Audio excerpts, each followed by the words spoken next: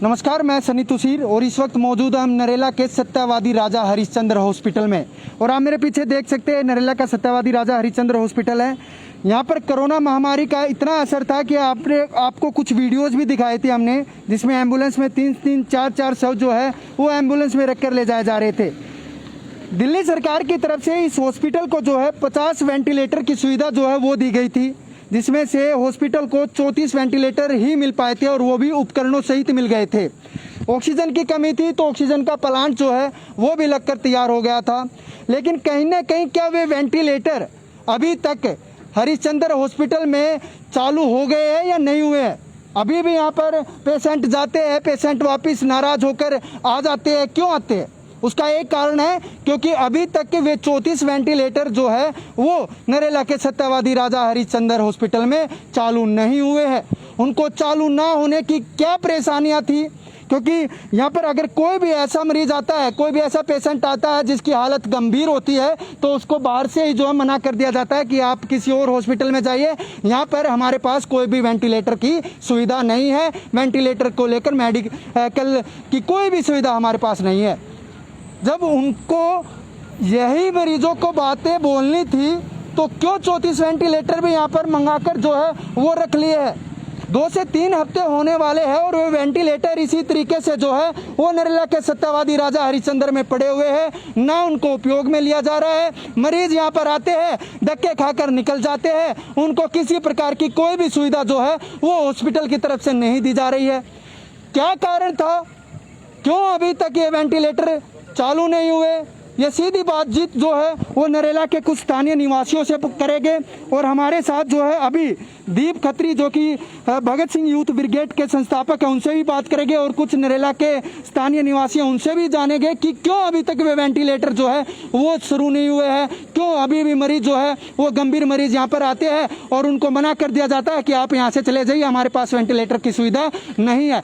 अभी भी जनता मर रही है और पहले भी जनता मर रही थी, तो फायदा क्या हुआ उन 34 वेंटिलेटरों का यहाँ पर आने का? तो जानते हैं क्या कारण है, क्योंकि अभी इन्होंने एमएस से बात करी है और एमएस जी ने क्या इनको जवाब दिया है वो सीधा आप इनसे ही पूछिए। हाँ जी।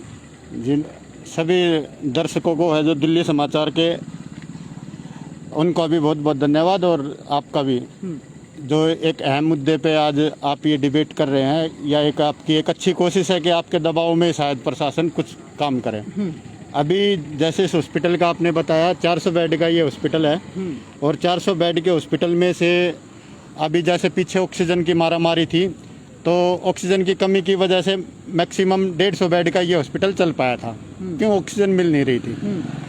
और उसके बाद में आईसीयू बेड था, 15 बेड का आईसीयू यहाँ पे पहले से चालू था, जिसमें आप वेंटिलेटर बोलते हैं वो थे, और कुछ जो सीरियस पेशेंट है उनको इसमें एडमिट किया गया था। 15 से 20 बेड का आईसीयू हॉस्पिटल चालू कर दिया गया था।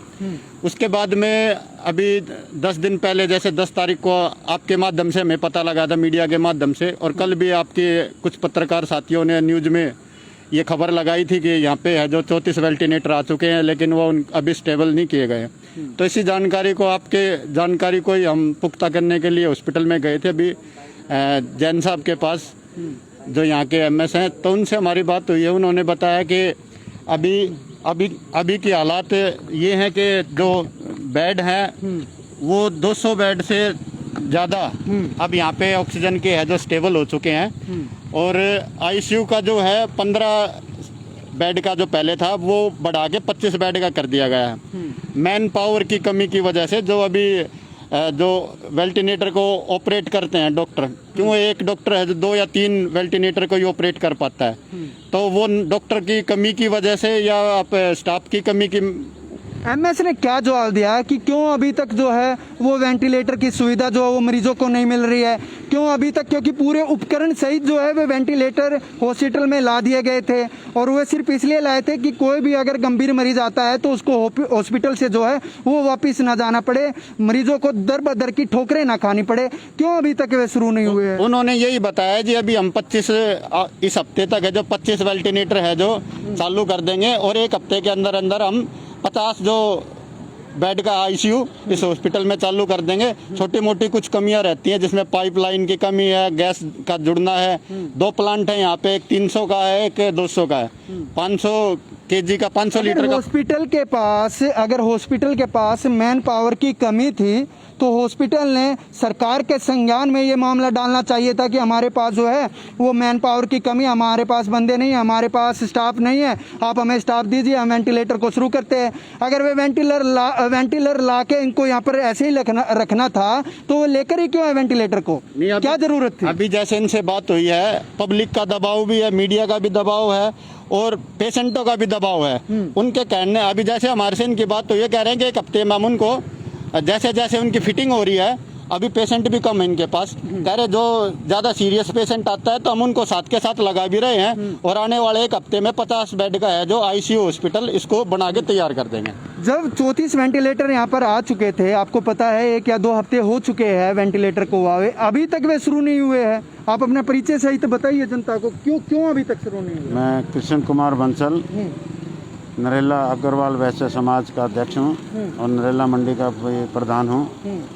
हमारे को जैन साहब ने बताया, मेरे पास जो है 48 टोटल ये हैं वेंटिलेटर और हमने इसमें से पहले जो है 16 चालू कर रखे हैं और स्टाफ की जो कमी बताई उन्होंने और अगली 3 लहर के लिए हम इसकी तैयारी कर रहे हैं। 1 हफ्ते के अंदर अंदर हम इसको 200 बेड का चालू कर देंगे और 50 बेड आईसीयू के 1 हफ्ते में तैयार कर देंगे, जिससे कि आने वाले पेशेंट को कोई परेशानी ना हो। आपने आम जनता के लिए एमएस मेडिकल सुपरिटेंडेंट के पास जो है वो ये बातें रखी, लेकिन एमएस को एक बार भी ये नहीं सोचना चाहिए था कि वो सरकार के इस मामले को संज्ञान में लाते और तुरंत ये 34 वेंटिलेटर भी जो है वो चालू करवाने चाहिए थे, 50 वेंटिलेटर की सुविधा दी जानी चाहिए थी। आपने आम जनता का पक्ष रखा है, आपने ये बातें बोली।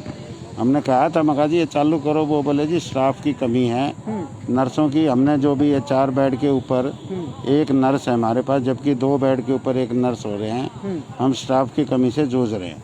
हम इसको चालू करने के लिए पूरा पृथक प्रयास है और जो ऑक्सीजन के जो प्लांट चालू हुए हैं PWD को हमने लिख रखा है, वो भी बुला कर उसको 1-2 दिन के अंदर अंदर सोमवार मंगल तक ये कनेक्शन जुड़ जाएंगे। कंप्रेसर की कुछ परेशानी बताई थी उन्होंने, वो भी आ जाएगी। मैंने जैन साहब को कहा, मगा जी सबसे बड़ी प्रॉब्लम क्या है, जितने वार्ड हैं इनमें देसी टॉयलेट बनी हुई है। जो बुजुर्ग हैं जिनके घुटने नहीं मुड़ते हैं उनको लिए इंग्लिश सीट चाहिए। इसको प्रायोरिटी बेस पर जो है इंग्लिश सीट इनमें लगवाओ। वो बोला जी मैं इसको प्रायोरिटी बेस पर लेकर इसको जल्दी से जल्दी कराऊंगा। सबसे मेन प्रॉब्लम हॉस्पिटल में क्या है, पेशेंट के लिए आजकल बुजुर्ग वगैरह जो भी हैं, जवान भी हैं, उनके घुटने नहीं मुड़ते, उनको देसी लैट्रिन में जाने के लिए बड़ी परेशानी का इसमें हॉस्पिटल में सामना करना पड़ता है। जैन साहब ने कहा मैं इसको जल्दी से जल्दी हर वार्ड में। लेकिन ये जल्दी से जल्दी आखिरकार आएगी कब? अभी तक यही नहीं पता चल पा रहा है कि ये जल्दी जो है वो कब जो है वो आएगी। जब इस महामारी में जल्दी से जल्दी जो है वेंटिलेटरों को जो है अभी तक सेट नहीं किया गया है, हर तरीके की सुविधा जो है वो मिल रही है, लेकिन क्या बात है, क्यों प्रशासन, क्यों हॉस्पिटल का स्टाफ जो है वो आनाकानी कर रहा है? क्यों अभी तक वेंटिलेटर की पूरी सुविधा जो है वो क्यों नहीं शुरू की गई है? ये कहीं ना कहीं हॉस्पिटल प्रशासन पर सवालिया निशान जरूर खड़े करता है। अगर उनके पास स्टाफ था ही नहीं तो क्यों वे 34 वेंटिलेटर लेके आए? और स्टाफ था तो अभी तक ये क्यों नहीं लगाए गए? मरीज आ रहे हैं, वापिस जा रहे हैं, मरे तो मरे, जनता जाए तो भाड़ में जाए, किसी को किसी से कोई मतलब नहीं है। अभी तक जो मैं आपको बता दूं, ऑक्सीजन की जो पाइपलाइन थी, ऑक्सीजन सेटअप हो चुका था, लेकिन ऑक्सीजन की पाइपलाइन का पूरे हॉस्पिटल में अभी तक कनेक्शन नहीं हो पाया है। उसमें भी काफ़ी परेशानियां आ रही है। वेंटिलेटर आए जरूर है, लेकिन अभी तक सेटअप नहीं हुए हैं। बताओ उनका फ़ायदा क्या है? उन वेंटिलेटरों का आखिरकार फ़ायदा क्या है? जब वो लाकर ऐसे ही रखने थे तो इससे अच्छा तो वे ऐसे ही रखे रहते। कहीं ना कहीं देख सकते हैं, कहीं ना कहीं आप देख सकते हैं नरेला के सत्तावादी राजा हरिश्चंद्र हॉस्पिटल में अभी भी फिलहाल जो है वेंटिलेटर ऐसे ही रखे हुए हैं। आम जनता के लिए बिल्कुल भी अभी तक वे उपयोग में नहीं लाए गए हैं। अगर कोई भी गंभीर मरीज गंभीर अवस्था में यहाँ पर आता है तो उसको यहाँ पर भर्ती नहीं किया जाता, उसको यहाँ पर दाखिल नहीं किया जाता, उसको यहाँ से बोला जाता है कि आप और किसी हॉस्पिटल में जाइए। अब यहाँ के ग्रामीण लोग, यहाँ के स्थानीय लोग जाए तो जाए कहाँ? क्योंकि आसपास के पूरे 13 से 14 किलोमीटर के एरिया में सिर्फ एक यही हॉस्पिटल है, कहाँ जाए आखिरकार। तो कहीं ना कहीं सरकार को इस मामले में संज्ञान लेना चाहिए और हॉस्पिटल प्रशासन को बोलना चाहिए कि वे तुरंत इन वेंटिलेटर की सुविधा जो है आम जनता के लिए दे, ताकि लोग दर-बदर की ठोकरें ना खाए, मरीज दर-बदर की ठोकरें ना खाए। देखते रहिए सोनू के साथ में सन्नी तुसीर, दिल्ली समाचार, नरेला।